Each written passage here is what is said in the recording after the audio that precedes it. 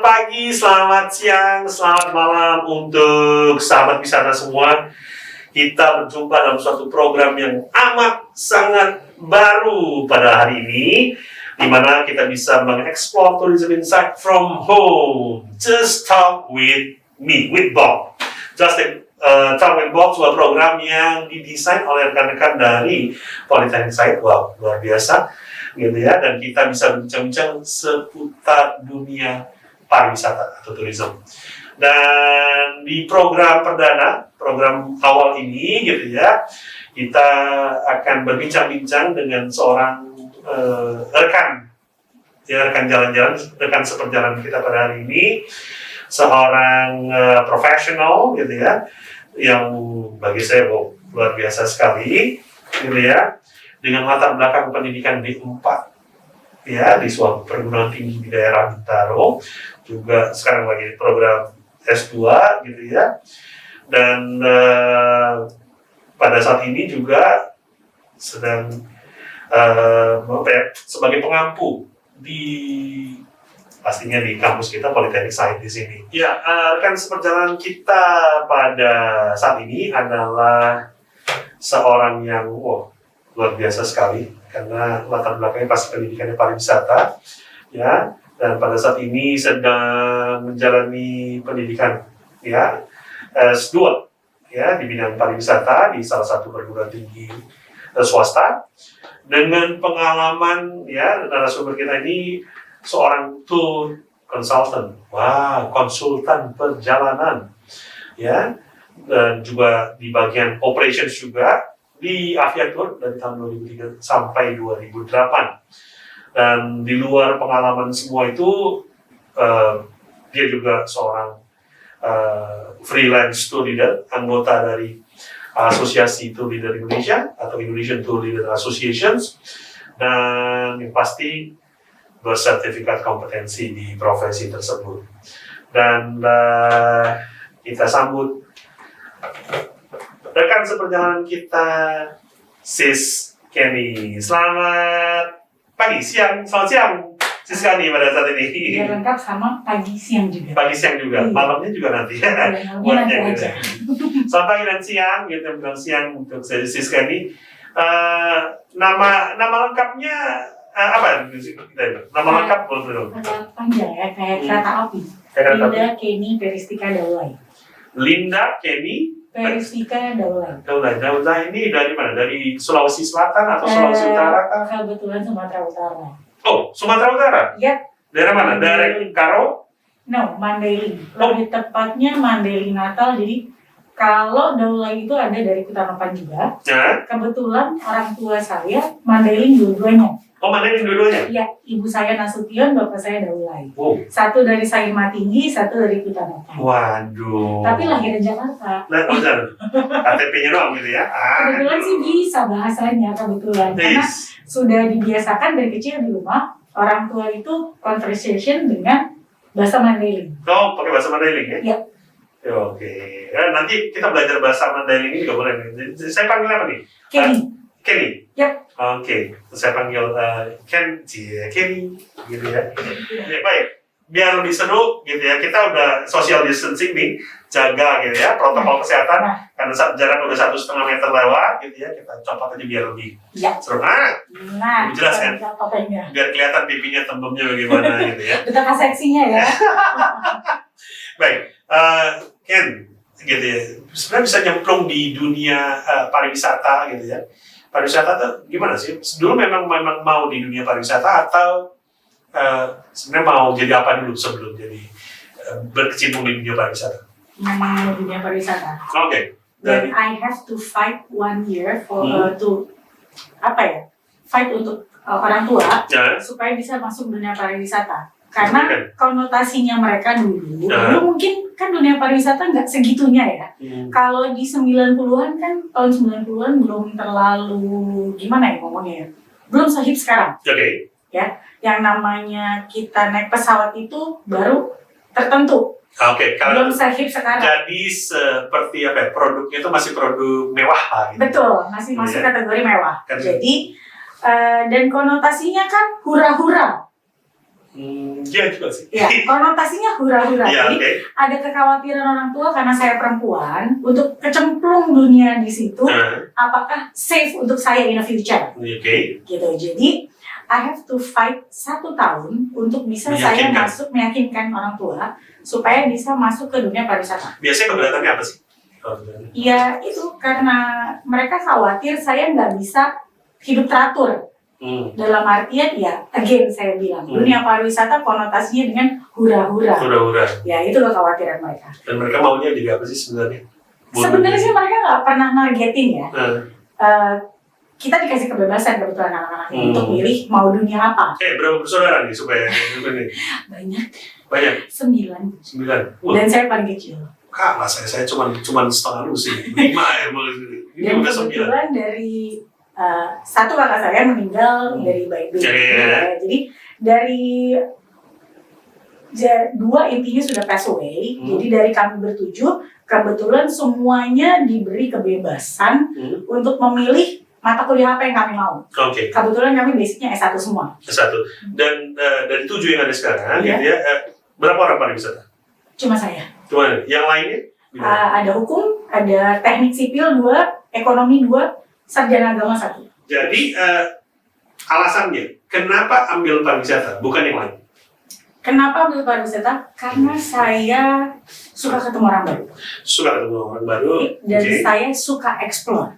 Suka explore. Ya, explore dalam artian pasti orang pikir kenapa harus pariwisata sih? Kan explore bisa yang lain. Iya bisa jadi wartawan, betul, bisa jadi petualang. Kebetulan saya suka keindahan alam.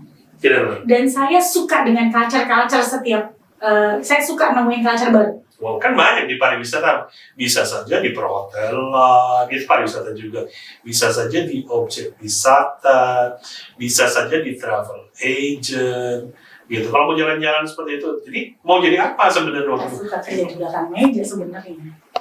Maunya di depan meja, bukan ya? Nongkrong di depan meja. Gitu. Jadi di belakang meja nggak bisa. Jadi lebih suka ke lapangan. Ke lapangan. Gitu. Tapi kalaupun ada di belakang meja, saya nggak mau full. Dalam artian bukannya saya antipati banget juga dengan di belakang meja. No, saya bisa doing clerking or everything gitu ya, maksudnya administrasi segala macam saya bisa melakukan itu. Tetapi saya tidak suka yang monoton orangnya. Yang monoton gitu ya. Yang rutin gitu ya. Yang continuing hanya itu aja. Terus kalau di lapangan, jadi profesinya apa tuh?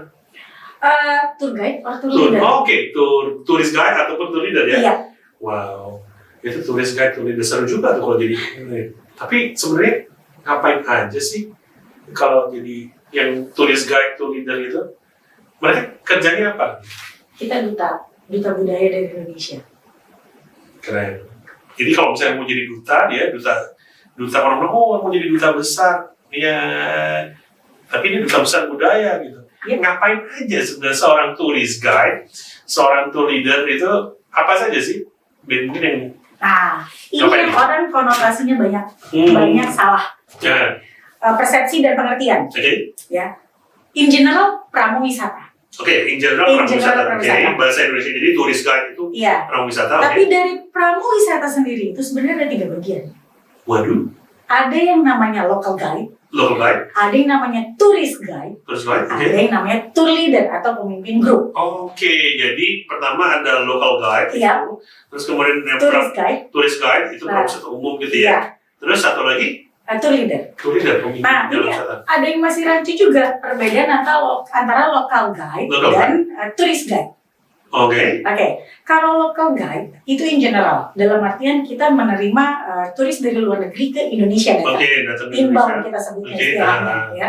Jadi misalkan orang Amerika mau ke Indonesia, kita yang sambut, kita yang ajak dia jalan-jalan, misalnya mau ke Bandung atau ke Bogor atau ke daerah yang ada di Indonesia. Lalu kalau tourist guide, dia spesifik. Spesifik dalam artian dia hanya berkutat di museum. More detail, dan mereka ada certified-nya lagi. Ada di Indonesia itu khusus ya? Ada. Jadi di Indonesia itu kita ada punya namanya HPI, Himpunan Pramuwisata Indonesia. Nah, kalau kita memang seorang local guide or tourist guide yang qualified, kita harus certified dari HPI. Karena dia diakui sama dinas pariwisata dan dia ada dinas pariwisata. Jadi mereka ada lisensinya ya, Yap. ada lisensinya, Yap. terus Jadi bukan bodong-bodongan lah. Oke, ada sertifikasi kompetensinya juga ya. Iya, karena kan ada kriteria yang kita harus tahu. Kalau orang mungkin ngelihatnya sekedar ajak jalan-jalan aja, no.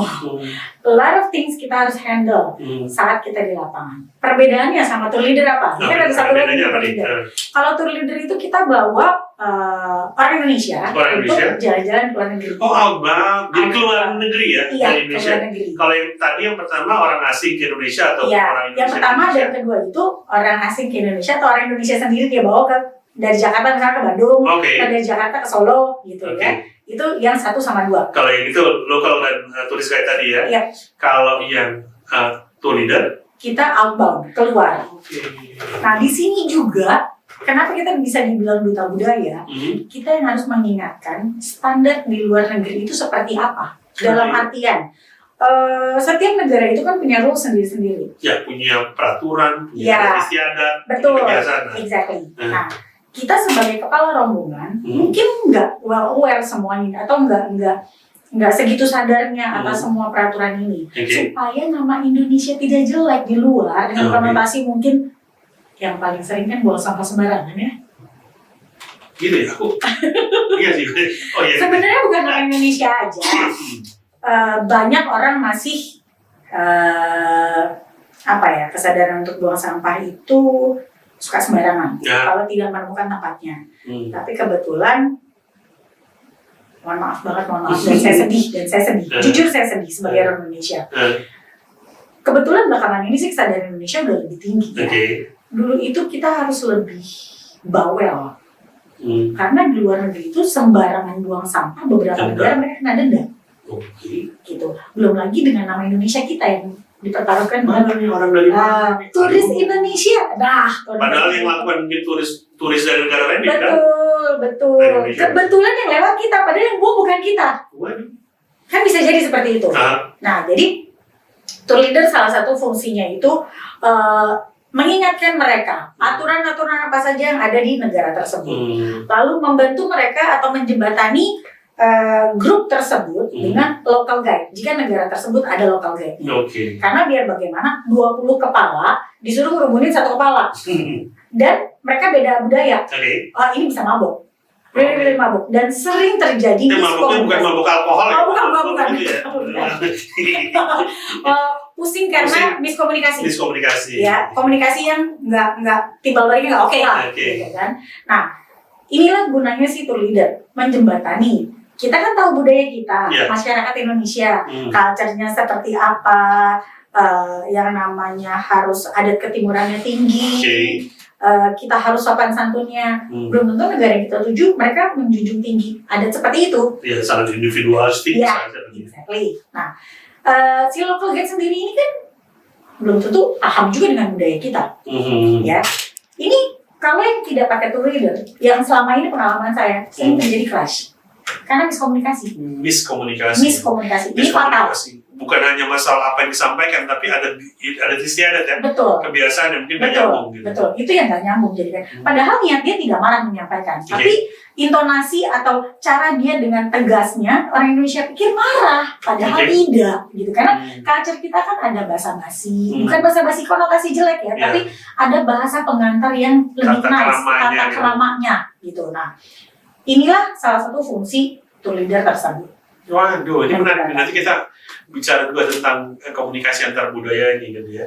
Komunikasi antar budaya. Jadi sahabat wisata, gitu ya, kita masih dalam perjalanan yang sama dengan rekan seperjalanan kita Kenny di sini, dan kita akan lanjutkan untuk berbincang-bincang dengan sesuatu yang lebih menarik lagi di sesi berikutnya, dan kita masih dalam program Just Talk with Bob. Kita kembali dengan rekan seperjalanan kita, Sis Kenny yang ada di studio pada saat ini. Ken, ini situasi pariwisata pada saat ini. Mungkin kalau di Indonesia ya kita tahu ya beritanya dari mana-mana. Tapi untuk travel agency sekali ya, biro penjualan wisata ataupun tour and travel, kondisinya sekarang seperti apa sih? Selama pandemi ini, gimana nih? Kenapa kasihan? Karena seperti kita tahu ya, pariwisata sekarang terpuruk. Yang paling kena dampak. Lagi tiarap semua ya gitu. Semuanya tiarap. Jadi sebagian travel even yang top 10 ya, yang sudah masuk 10 besar travel itu mereka banyak merumahkan karyawan.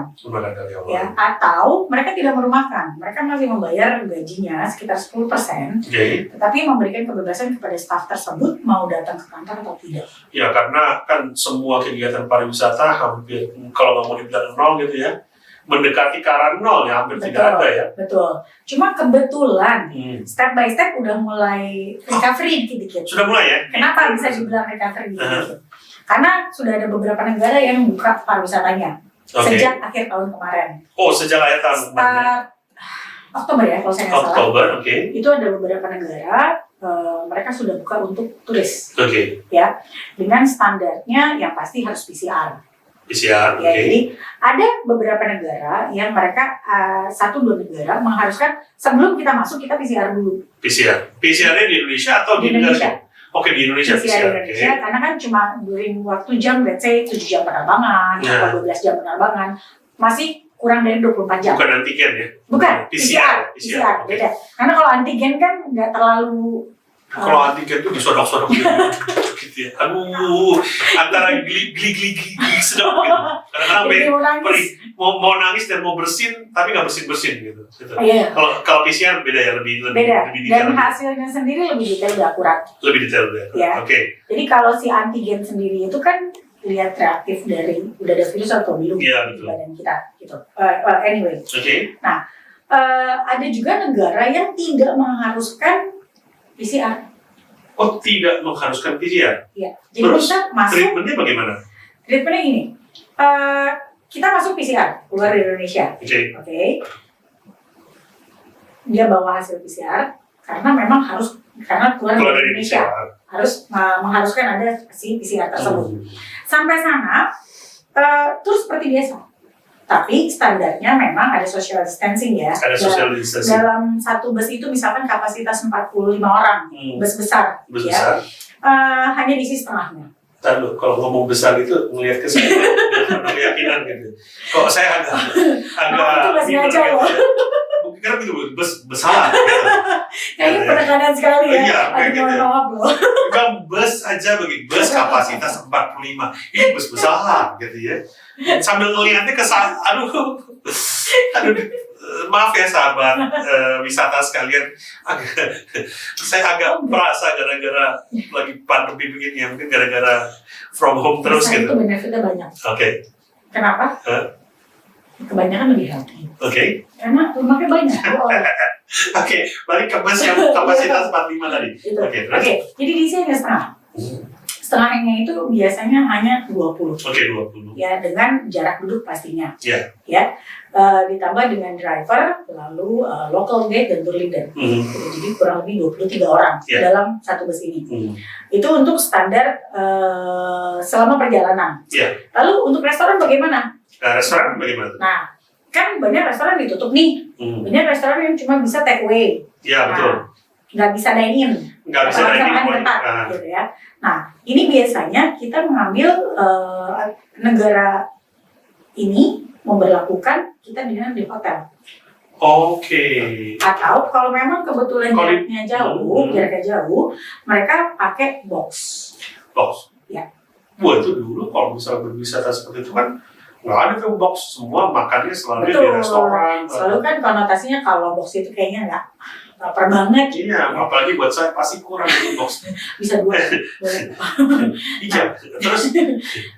Jadi ini salah satu bukan konsekuensi ya, paketan yang harus diterima oleh wisatawan. Jadi ada standar protokol yang mereka siapkan ya. Betul. Kita juga kan walaupun mau berwisata kita harus sadar, apalagi sekarang juga pemerintah sudah menerapkan yang namanya CHSE. Nah, kita akan bahas kalau Anda tetap mau jalan-jalan begitu ya, berwisata ya, ke depan khususnya harus perhatikan ini. CHSE. Ingin tahu apa itu CHSE? Sabar sedikit ya. Kita akan kembali sahabat wisata berikutnya gitu ya, dengan pertanyaan ini. Kita pertama, CHSE itu apa ya tentang jalan-jalan? Masih bersama Bob Monica, dan juga Kenny. Oke, kita kembali dalam program Just Talk with Bob, sebuah program yang mengekspor pariwisata, ekspor tourism insight from home. Jadi teman-teman bisa tetap tahu bincang-bincang tentang pariwisata dari rumah. Masih bersama rekan seperjalanan kita, yaitu Sis Kenny di sini. Tadi kita lagi bicara tentang satu hal yang perlu kita ketahui pada saat kita berwisata, yaitu mengenai CHSE. Cleanliness, ya clean ya, masalah harus bersih, masalah sehat, sanitasi, dan juga environment. Sebenarnya pada saat kita berwisata, kenapa keempat ini harus kita perhatikan, Siska, mengenai CHS ini? Kenapa sih berwisata harus memperhatikan hal-hal tersebut? Oke, satu, kenapa pemerintah langsung makin menegakkan ini? Iya. Ya, situasi kita sekarang masih di masa COVID pandemi. Situasi sekarang ya, mau nggak mau ya, kita lagi pandemi. Nah, nggak mungkin dong pariwisata kita stop. Tidak mungkin pariwisata terhenti total. Iya, gitu ya. Kenapa? Karena kan kita tetap harus mempromosikan betapa indahnya Indonesia. Iya, dan ada masalah ekonomi juga ya. Betul, devisa segala macam. Itu ada pengaruh dan hubungannya. Iya. Ya, jadilah keluar ini, 4 ini. Ya, kesehatan. Udah pasti. Yeah. Kita yang namanya social distancing, ya jaga jarak ya, jaga jarak dengan protokol kesehatan yang jelas. Kesehatan, kalau kita tidak sadar atas kondisi tubuh kita masing-masing, bagaimana kita bisa menjaga orang lain juga. Dalam artian seorang ibu tidak sadar atas kesehatan diri dia sendiri. Memang kebanyakan kan kalau ibu-ibu, kebetulan saya ibu, jadi lebih menyepelekan kesehatan dia, lebih mengedepankan kesehatan keluarga. Ya, tetapi saat ini nggak bisa juga seperti itu. Kenapa? Kita harus cukup sadar diri kalau sudah ada ibaratnya gejala-gejalanya. Iya, walaupun sekarang COVID itu banyak juga yang kita sebut OTG, orang tanpa gejala. Orang tanpa gejala ya. Iya, orang tanpa. Jadi dia nggak tahu bahwa dia sebenarnya itu ada positif, sudah positif, tapi dia nggak. Betul. Nah, kalau kita sudah menjalankan protokol kesehatan kita dengan betul, ya, saya rasa kecil kemungkinan untuk tertular atau positif terjangkit, ya. Tetapi kalau kita sendiri nggak sadar atas kesehatan kita, bagaimana kita mau berwisata dengan baik? Hubungannya ke situ. Gitu. Karena kan setiap kita keluar masuk bandara, pasti nggak usah bandara aja. Semua tempat sekarang akan cek suhu tubuh. Suhu tubuh. Betul. Gitu ya. Suhu tubuh akan selalu dicek. Saya sih nggak ada masalah cek suhu tubuh, asal jangan cek berat badan. Itu kayaknya masalah semua orang sekarang karena pandemik di rumah aja. Iya, saya tidak udah nggak ketemu dengan beberapa orang udah hampir 1 tahun gitu ketemu, wih semua trennya ke arah saya begitu ya. Semua trennya ke arah saya. Ya, jadi kalau dicek suhu tubuh no problem. Tapi kalau berat badan saya tersinggung banget begitu. Jadi udah masalah kesehatan, itu. Iya, kesehatan lalu kita kebersihan, sanitasi. Kesehatan. Masuk sanitasi. Nah, sanitasi ini kenapa penting juga? Kalau lingkungan kita juga nggak bersih gimana? Iya. Dengan apa sih awareness-nya? Cuci tangan. Kita ada baca kita tadi kita ada semprot-semprot. Kenapa harus bisa? Sebenarnya ini basic. Dulu sebenarnya sebelum pandemi pun udah dilaksanakan ya. Sebelum makan cuci tangan. Bahkan dipromosiin sama salah satu sabun gitu itulah ya. Cuci tangan sebelum makan gitu. Betul. Nah, sekarang harus lebih lagi, kenapa? Karena kan sensitifnya itu di daerah pernapasan. Ya. Kita kan suka nggak sadar ya. Habis pegang apa, garuk-garuk. Nah, sekarang lebih ke kontrol aja. Ambil positifnya lagi dengan muka kita nggak jerawatan, karena saya merasa sensitif jerawat. Gitu. Jadi kan bisa tangan kotor kena minyak apa segala macam, kita nggak tahu. Bukan hanya COVID, kita ambil positifnya ke situ. Itulah masuk lagi ke sanitasi. Ya, sanitasi cuci tangan. Jadi ini mau ini. Terus satu lagi terakhir environment, lingkungan. Selama ini kan kayaknya lingkungan rusak total begitu. Gimana? Sebenarnya 10 Bali baru pernah dengar nggak? Ya, 10 Bali ada 10 gimana cara? Jadi Bali itu kan ikonnya Indonesia. Oke. Malah orang luar negeri banyak kan taunya Bali bukan Indonesia atau Jakarta. Lebih tahu Bali daripada Indonesia. Jadi malah some of them, sebagian dari mereka tidak tahu kalau Bali itu punya Indonesia. Bali itu ada di Indonesia gitu? Iya, betul. Makanya dengan segitu tenornya Bali, kita sebut 10 Bali baru. Oke. Gitu, ya. Nah, pemerintah lagi promoin ini nih sejak pemerintahan Pak Jokowi ya. Kita menaikkan yang namanya 10 Bali baru ini. Oke. Nah, environment. Nah, inilah infrastrukturnya sekarang sedang digencarkan. Oke. Dengan apa sih infrastrukturnya? Penginapan yang layak. Oke. Pemberdayaan UKM. UMKM lokal, ya rakyat kecil. Jadi bukan hanya pariwisatanya aja, tapi pemberdayaan lokal ekonomi juga, ekonomi lokal dengan handicraftnya atau kerajinan tangannya, makanan lokal setempat, itu kan masuk ke dalam souvenir ya, oleh-oleh yang kita bisa bawa. Gitu. Ini masuk related ke dalam si environment-nya juga. Tapi ya, yang menarik apa? Karena tadi dibilang masalah makanan gitu ya. Kayak 10 Bali baru ini gitu ya. Ya, mau hubungannya dengan tadi ya, CHSE itu juga ya? Betul. Oke. Jadi semuanya memang akan selalu berhubungan. Oke, lanjut yang ke 10 Bali baru itu. Mengenai environment. Jadi, bagaimana sih ini kalau misalnya dengan 10 Bali baru? Apa jadi itu? Danau Toba, apalagi itu? Mandalika, terus kemudian Borobudur, Labuan Bajo, terus kemudian masih banyak lagi lah, gitu ya. Kurang lebih begitulah ya, gitu ya. Nah seperti itu. Jadi harus memperhatikan CHSE ini pada saat kita berkunjung, kalau mau berwisata ini bergulir lebih lanjut. Sebelum COVID pun sudah dijalankan. Oke. Pada dasarnya sudah kita jalankan. Pada dasarnya. Tapi kita insan pariwisata sudah menghimbau itu terus. Oke. Ya. Tetapi mungkin karena tidak spesifik dengan kata-kata CHSE dan tidak terlalu digembor-gemborkan, tapi pada dasarnya kita sudah menjalankan kalau kita dari insan pariwisata. Gitu, ya. Karena setiap daerah dengan pengembangannya masing-masing gitu. Kayak gini deh contohnya Malang. Dulu orang kenalnya taunya dengan apel dan jalan kita mau ke Bromo. Bakso. Makanan lagi. Gitu, ya kan? Mereka punya satu museum sendiri, lalu mereka punya zoo sendiri, gitu. Dan itu kebetulan saya udah pernah ke sana. Itu keren banget ya. Exactly. Itu yang namanya museum transportnya mereka ya. Iya. Itu saya bilang mungkin one of the best and paling lengkap di Asia kalau mau dibilang di dunia. Itu kan perkembangan dan dengan kemudian zoo-nya juga ya. Iya. Itu orang kalau tahu kan kebun binatang. Saya dulu kalau misalnya di kebun binatang diajak begitu ya, saya kurang suka tuh kebun binatang. Karena apa? Takut nggak bisa keluar karena dibilang gajah stay inside gitu di batu itu ya. Iya. Gila itu keren sekali. Kita breakfast aja bisa sampai ya kan macam lewat ya. Lewatnya pakai kaca ya. Iya. Kita jadi breakfast jadi ya. Nanti kita mau makan pagi kita jadi makan pagi. Iya. Bukannya kita yang makan pagi kita jadi makan pagi. Tapi asli keren memang. Gitu. Itu kan perkembangan. Iya. Masuk lagi environment yang tadi saya bilang. Oke. Dia sudah belajar standarnya seperti apa. Malang sudah mempelajari, doing research, ya kan, mempelajari. Akhirnya dia mau membuat lebih ekstra lagi. Di atas standar rata-rata. Gitu. Kayak sekarang itu loh kotanya standar protokol kesehatan. Segitu aware-nya. Gitu loh. Sampai yang melanggar standar protokol kesehatan ditutup sementara.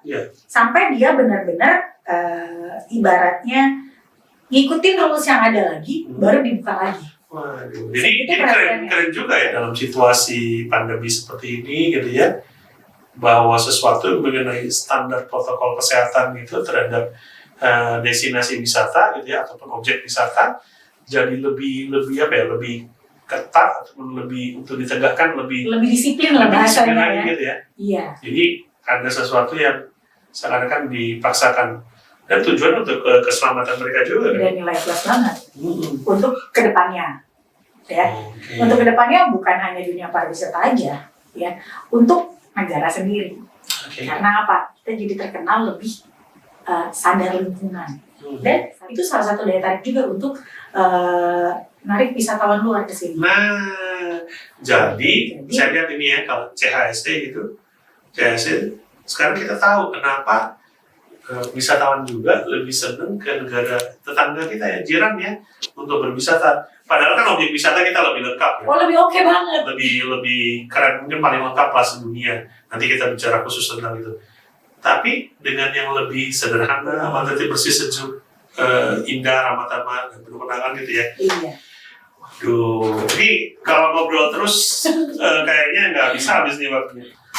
Ya, tapi waduh, tanpa terasa udah luar biasa sekali bincang-bincang kita dengan rekan seperjalanan kita, si Skelly. Kita akhiri, mungkin ada himbauan kepada sahabat wisata yang sedang mendengarkan program ini atau menyaksikan program ini, sebenarnya tips bagi mereka kembali dengan semua yang kita bahas tadi untuk jalan-jalan ke destinasi wisata ataupun berwisata dalam situasi yang seperti sekarang, dan yakin nanti akan menjadi lebih baik pasti. Tipsnya bagaimana sih kalau mereka mau melakukan perjalanan pada saat-saat seperti sekarang ini? Kalau dibilang gak boleh jalan-jalan, nggak mungkin. Kita biar bagaimana butuh hiburan, kita butuh jalan-jalan, kita butuh refreshing. Apalagi kebanyakan kan sekarang kita work from home ya, ibaratnya kayak dikurung aja di rumah, nggak keluar-keluar. Ya, itu akan lebih tingkat stress levelnya lebih gampang, tinggi, cenderung ke tinggi stress levelnya. Itu ada namanya kalau istilahnya itu ya Pak, psikologi fatigue ya. Iya. Ya, kelelahan secara psikologis gitu ya. Betul. Nggak bisa dibilang problem ya, memang iya secara psikologis ini udah fatigue banget nih, nggak bisa nih. Perlu tetap refreshing terus, prokes gitu. Prokesnya pasti. Dan jangan ngakal-ngakalin. Jangan ngakal-ngakalin maksudnya? Maksudnya gini. Jadi kalau misalnya ada disuruh cek antigen atau apa gitu ya, atau PCR, pakai surat palsu. Doing the right thing. Doing the right thing ya. Ya, doing the right thing. Ikutin standar. Ikut standarnya. Ya. Kalau kita memang belum sanggup untuk melakukan traveling itu atau perjalanan itu, jangan dipaksakan. Ya. Yang nantinya akan berakibat fatal buat diri kita sendiri juga. Jangan khawatir kalau bisa dicek gitu ya. Kayak misalnya saya nih kalau perjalanan. Misalnya peraturan surat palsu ya. Nah, jangan itu. Jadi ya, kalau usah pakai surat-surat palsu. Kayak saya terima waktu itu saya cek antigen negatif. Tapi ada positifnya juga. Dia bilang apa? Obesitasnya positif. Dia bilang gitu. Waduh, saya tersinggung banget itu. Aduh, ternyata di pihak kesehatan bukan di sini aja nih. Ya maklum ya, mohon karena work from home dikunci gitu ya. Negatif ya, COVID-19 tingkat obesitasnya positif. Oke. Kok bisa ya gitu? Di kota kita sendiri juga bisa. Bisa ya. Seperti Pluit itu kan ada pantai ya. Iya. Nah, kita kan bisa berwisata sama anak-anak kita ke pantai itu aja. Oke, Ya, jadi fokusnya bukan di destinasi semata, tapi di aktivitasnya kan. Betul. Kualitas, jadi ini nanti kita bisa ini nih jadi satu masukan bahwa destinasi bukan semata-mata itu, tapi juga aktivitas kebersamaan tetap ada kan. Oke. Karena dengan jalan kaki, satu benefitnya kita lebih sehat, ya kan? Tuh, saya lihat tadi jalan kaki, lihatnya kaku gitu lah. Oke, terus Ya, jalan kaki. jalan kaki. Atau sekarang kan kita kan bersepeda nih. Oh, sepeda. Ya. Tapi tetap harus sadar diri kapasitas kita tuh bisa sejauh mana dengan ke museum art dengan bersepeda. Dari rumah ke museum art, let's say kita bilang lah kan ada museum gajah. Kalau tuh kan, sorry. Ada museum gajah, museum nasional ya, museum nasional gitu ya. Museum nasional. Kenapa pilihnya yang sangat asosiatif banget gitu. Terus museum nasional. Kalau sesama daerah pusat paling berapa kilo sih? Oke. Ya kan? Karena kan kebetulan museum nasional ini memang di tengah kota, Jakarta Pusat. Kalau kayak saya, kebetulan rumah saya di Jakarta Pusat. Paling hanya 2 kilo. 1 kilo. Gila, 1-2 kilo. Kan kita bisa break dengan per berapa 500 meter misalkan kapasitas kecepatannya.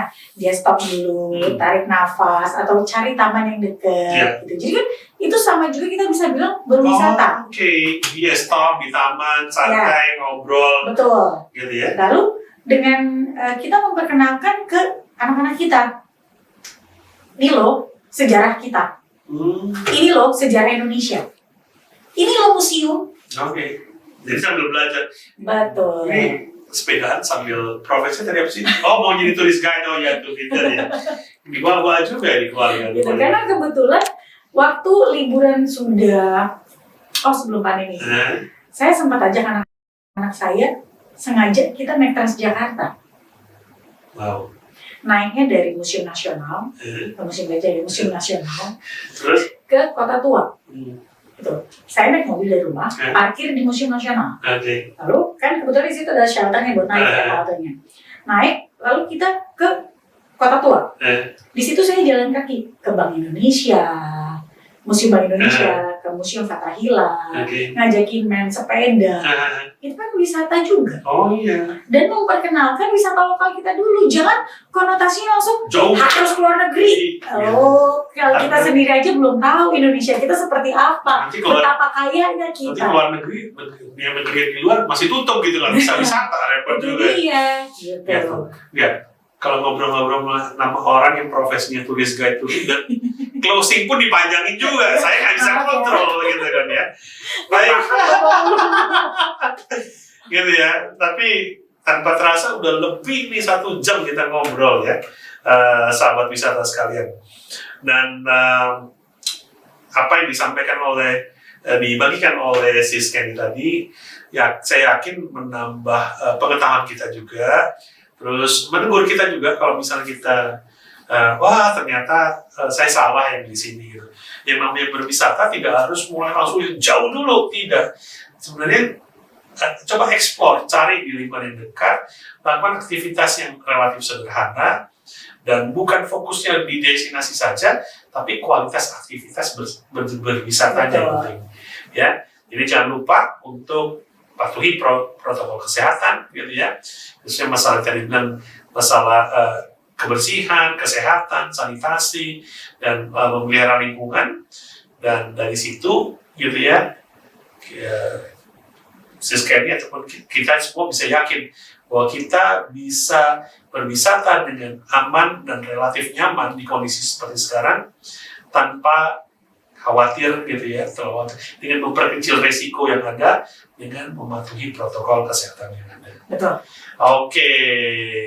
Thank you loh udah diajak sharing. Nah, sama-sama gitu ya. Saya diingatkan bahwa saya cukup luas, lebar gitu ya. Terus kemudian diingatkan, sobat wisata sekalian, terima kasih untuk kebersamaannya, sudah bisa mau menyaksikan program ini, sebuah program yang luar biasa yang dirancang oleh rekan-rekan dari Politeknik Sahid, sebuah program tentang bincang-bincang pariwisata di mana kita bisa ekspor tourism from home ya dalam program Talk with Bob pada saat ini. Sekali lagi terima kasih Sis Kenny. Sama-sama. Sukses gitu ya. Thank you, sukses juga bos. Terima kasih sudah jadi rekan seperjalanan kami semua di sini, dan yang pasti kita akan ketemu lagi ya. Suatu kapan kalau bisa diundang sini jangan bosan-bosan ya. Oke. Terima kasih Sis Kenny, terima kasih sahabat wisata sekalian. Kita berjumpa dalam program Just Talk with Bob, gitu ya, sebuah program ekspor tourism dari rumah yang berikutnya lagi. See you next time.